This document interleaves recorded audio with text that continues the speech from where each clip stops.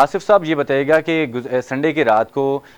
کہا یہ جا رہا ہے بھارت کی طرف سے کہ رات کو 1:45 پر ڈرون حملہ کیا گیا فوجی تنصیبات کے اوپر، جو ایئر بیس ہے اس کے اوپر، جو لیکن یہ کہ خبریں کچھ ایسی بھی ہیں کہ صبح کے ٹائم ہوا ہے۔ کیا بات ہے؟ کیا واقعی صبح کے ٹائم ہوا تھا اور وہ یہ چھپانے کی کوشش کر رہے ہیں کہ ہماری سیکیورٹی جو ہے اتنی مضبوط نہیں ہے کہ رات کے وقت وہ آ کے جو ہے نا ڈرون حملہ ہو گیا ہے؟ اس بات کو چھپانے کے لیے وہ یہ بتا رہے ہیں کہ رات کو ہوا ہے، کیونکہ خبریں یہ ہیں کہ صبح کے ٹائم ہوا ہے۔ تو یہ کیا معاملات کیا ہیں یہ؟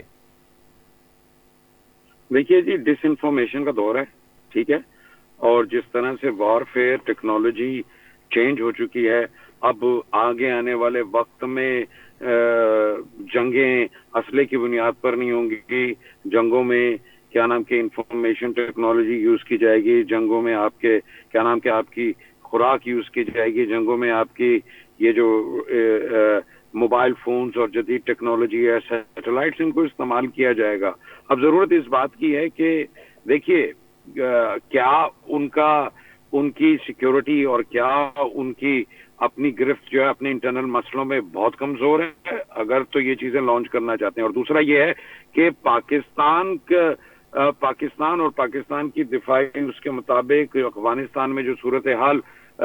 اس وقت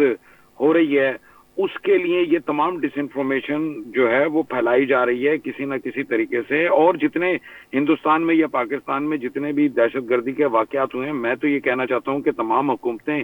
اپنے اپنے دور میں، ہندوستان کی اپنی حکومت اور پاکستان کی اپنی حکومت، خدا کے واسطے یہ تمام رپورٹس اور انویسٹیگیشن جو ہے وہ لوگوں کے سامنے لا کے رکھیں۔ یہ کیا کھیل کھیلے جا رہے ہیں اور اپنے عوام کو اور اپنے ملک کو نقصان پہنچائے جا رہے ہیں۔ جب تک اس خطے میں یہ بات آپ سے یہ کہنا چاہ رہا ہوں کہ ہندوستان بھی یہ بات سمجھ لے اور پاکستان بھی یہ بات سمجھ لے، اگر آپ دونوں ممالک بیرونی عناصر کے ہاتھوں میں کھیلے تو آپ کا حال وہ حال ہونا ہے جو یمن کا ہوا ہے، جو سیریا کا ہوا ہے، جو افغانستان کا ہوا ہے اور جو عراق کا ہوا ہے۔